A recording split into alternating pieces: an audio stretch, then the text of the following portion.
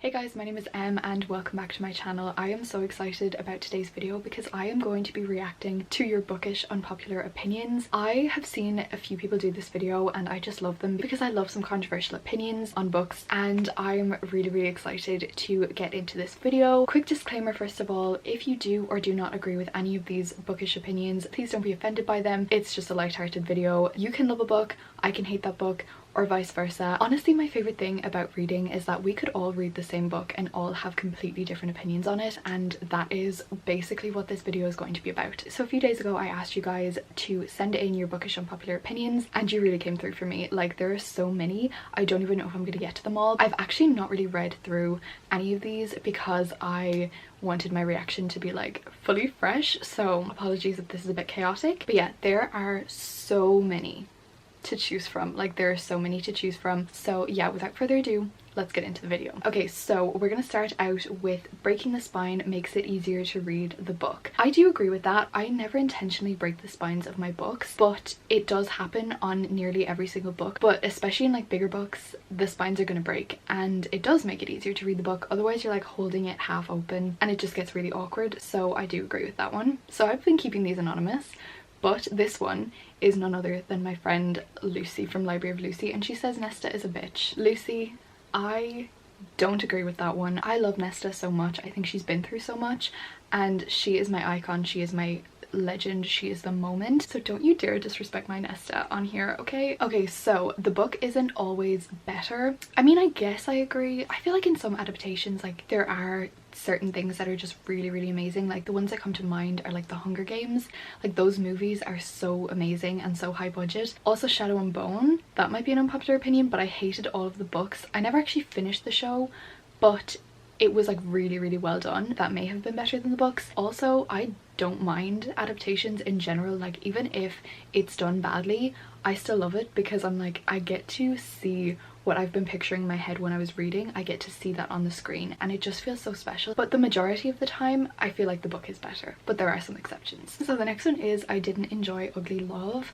I totally agree with that one. When I read it I was like, oh my god, this is the most moving book I've ever read. I loved it so much. Looking back on it, I kind of hate it. I think that Miles is a complete dickhead, and like, I understand he has been through some things and I feel like that explains the way that he acted in that book, but it doesn't excuse the way he acted in that book. And honestly, I think that like what Ryle did in It Ends With Us physically is basically what Miles did in Ugly Love, but just emotionally. The next one is just hurtful, and it is Lily in It Ends With Us didn't have much emotional depth until the last 100 pages. I disagree completely with that one. I think the events that Lily went through in It Ends With Us were so traumatic, and I feel like she had emotional depth the whole way through the book. And I see what you mean, because in the last 100 pages of the book is where she showed how we would perceive like strength, but like, she's been strong the whole way through. It's just how we perceive that kind of like strength and emotional depth and stuff in the last 100 pages. The Song of Achilles was not that good and it didn't make me cry. I can agree with the fact of it wasn't that good. If I need to work to understand what's being said in a book, I'm not there for it. But I kind of DNF'd The Song of Achilles. I had left it with like 50 or 100 pages left to go, which honestly was probably the smart move, judging by the fact that everybody cries by the ending. The next one is I love We Were Liars. It's one of the books that got me into reading and I've read it 3 times already. Well, fun fact about me, I despise We Were Liars. It is my least favorite book I think that I've ever read. It just made me want to bleach my eyeballs. However, it was a very easy book and I can see how it would get you into reading, and I feel like maybe if I'd read it when I was like 13 I would have enjoyed it a lot more. Half of the Enemies to Lovers books aren't good, speaking solely about contemporaries. Honestly, yeah, like Enemies to Lovers in fantasy books, I want knives to throat, okay? I want like, I have to kill you and I don't want to kill you and I'm falling in love with you. I want that in fantasy books. In contemporary books and like real life books, Enemies to Lovers, I don't want like that they're trying to kill each other literally, because that's not something that you want in real life. I do agree that half of the enemies to lovers don't even seem like real enemies. They kind of just like start liking each other a few pages into the book, and that's not how I want my enemies to lovers. Like, I'm gonna need slow burn, pining, you hate that you love them type reads. Okay, so the next one is one that I would have completely disagreed with a few weeks ago, but honestly I'm kind of leaning towards agreeing right now, and that is Coho is a hit or miss author for me. I was ride or die Colleen Hoover, and I still am, because some of my favorite books that I've read in the past 2 years have been Colleen Hoover, like Verity, Heartbones. Like I love those books so much. However, I've recently read a few that I'm not really loving, and I kind of have realised that I didn't really like Ugly Love, and I've kind of DNF'd All Your Perfects. So I definitely do agree she's a hit or miss author, like mostly hit books, but there have been some misses, so I agree. Okay, so the next one is so funny. It is, if I really loved a book, I have a physical need to own every single edition of it I can find. I definitely do feel like that. I just don't have the budget for that a lot of the time. However, I do buy a physical copy of most of my books, because if I think I'm gonna give it like a 5-star, or I think it's really gonna be a book that I love, I want a physical copy of it. Honestly, like book collecting is such a fun hobby, just as much as book reading, so I agree with that one. The next one is controversial. This is what I was looking for. This one is, book reviews are actually so pointless because liking a book is completely subjective. I disagree wholeheartedly with that one. I understand what you're saying, as in like liking a book is so subjective. Yes, it is, but that's what book reviews are. Like if I write a book review, I'm talking about my subjective opinion on that book, and if someone reads my review, they're reading my opinion on the book.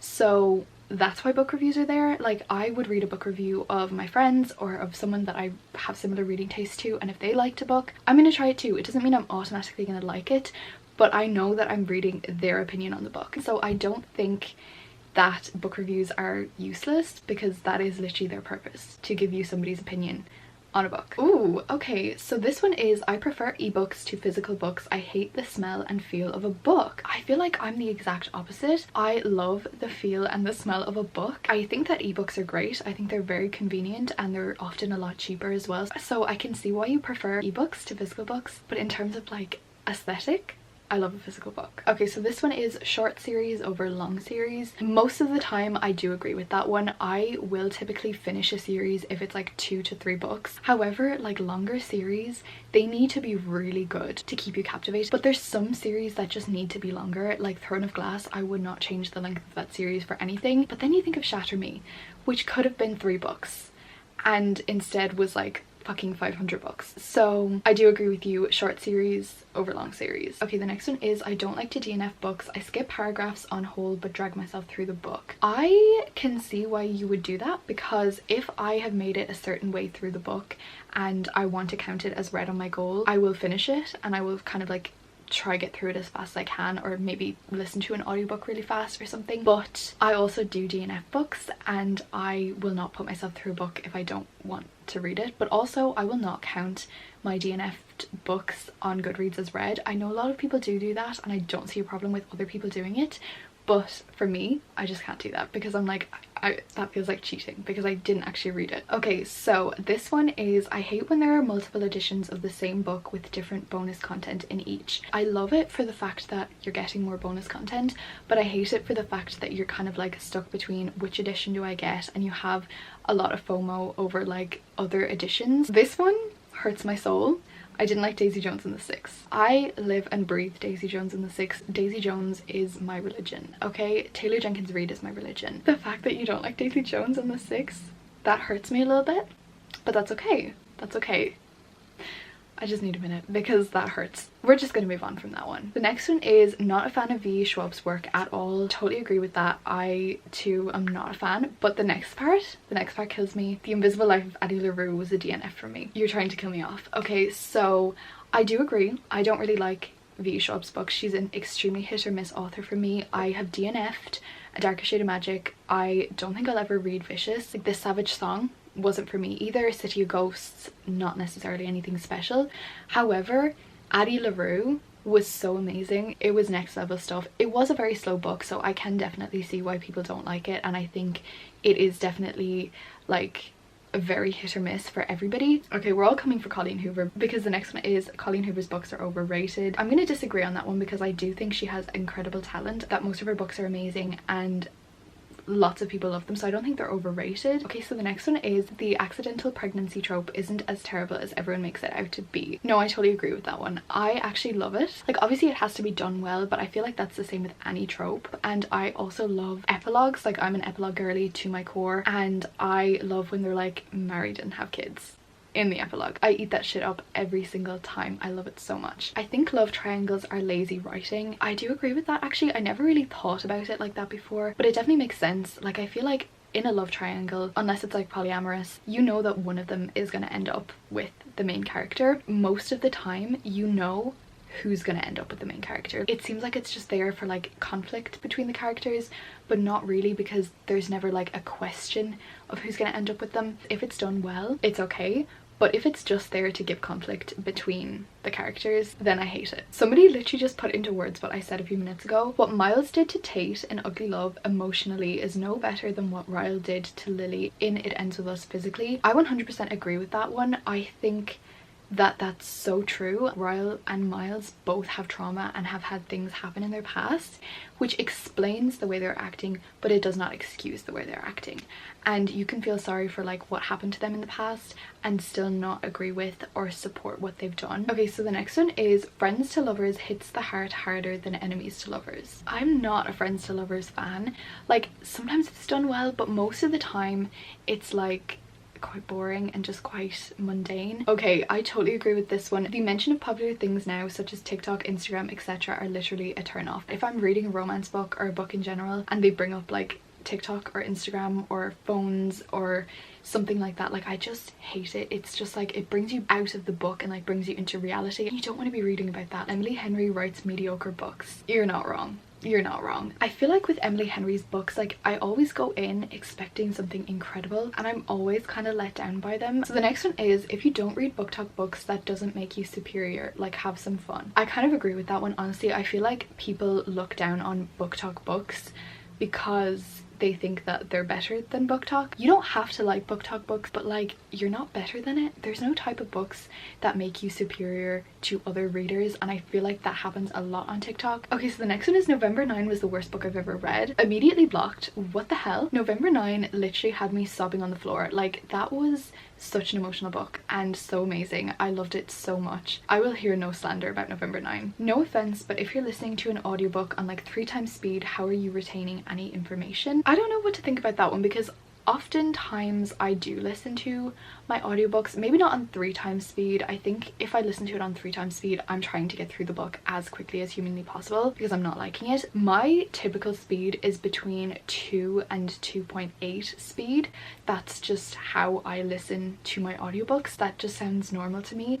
So I definitely do think it like depends on the person, because when I'm listening to a book on like 2 times speed or something, it sounds normal to me. It sounds like how I would read a book physically. But like then my mom would come in and like hear it playing and she's like, oh my god, like what are they even saying? Okay, so here is 2 for the Spanish love deception. One of them says the Spanish love deception is boring, and then the other says I hated the Spanish love deception. You're making me scared to read that book, because I've had it on my shelf since last September or something, but I wanted to wait until the summer to read it because back then everyone was loving the book. There was no bad reviews on this book, like everybody was loving it. But now I'm hearing a lot of negative things about it and I'm kind of scared to read it. Okay, so the next one is traditionally published books have better quality than most self-published books. I don't know if you're talking about like quality of the books themselves or quality of like the printing and the layout of the books. I mean, it makes sense that like a traditionally published book will have more edits done to it and would have more like people overlooking the book to make it like perfect. If you're doing it yourself, it's a lot harder. But in terms of like layout and stuff, I love the feel of self-published books. The books printed by Amazon, the paper on those, the feel of the covers, love them so much. The next one is I hate the bully romance trope because half the time it does not make sense. I don't know how to feel because I have only read a select few bully romances and I'm not gonna lie, I kind of like them. This is the type of trope that like I can read in books but never accept in real life. Audiobooks are too hard to get into and I fall asleep listening to them. I think audiobooks are amazing. I'm not always in the mood for an audiobook, I do agree. I kind of love the fact that you can fall asleep to them though. Like, doesn't that make it so calming? Like, it's just like being read a bedtime story. Who doesn't love being read a bedtime story? Okay, this one I love. Destroy that book. Show it all the love. Write, highlight, bend. Pristine books are overrated. I agree. I mean, it's your book. Do what you want to it. Like, I do not care what you do to your books. We're coming to the end, guys. This has been so much fun, and definitely let me know in the comments if you do want a part 2 because I'm loving this. But the next one is age gap is always disturbing and disgusting. Listen, okay, some of my favorite books have this trope in it. This is again one of those tropes that you're like, in books, yes, in real life, Absolutely not. I think like there's certain books that does them well, there's certain books that makes them a huge thing and it's quite weird, in which case I don't like that. Okay, so I think I'm gonna end out on the next one because it is literally what I've been saying this whole video, and it is overhyped books don't exist. It's simply just your opinion and what you like or dislike. I 100% agree with this. I love this so much. It is so true. Like, a book can't really be overhyped because overhyped just means so many more people love it. Like, if you don't like a book that's really popular, that just means you didn't like that book. It doesn't mean that everybody else is wrong for loving that book. It just means that that book wasn't for you. Okay, besties, so that is it for this video. I have had so much fun filming this. Honestly, it was so much fun. It's been ages since I've done like a fun sit down video like this, so I really hope you enjoyed. Let me know down in the comments if there's any other videos like this that you want to see, or any videos in general. I will once again leave all my links down in the description box to my social media and my Patreon if you want some exclusive extra content from me. Thank you so much for watching. Stay amazing, stay kind, and I'll see you in the next one. Bye guys!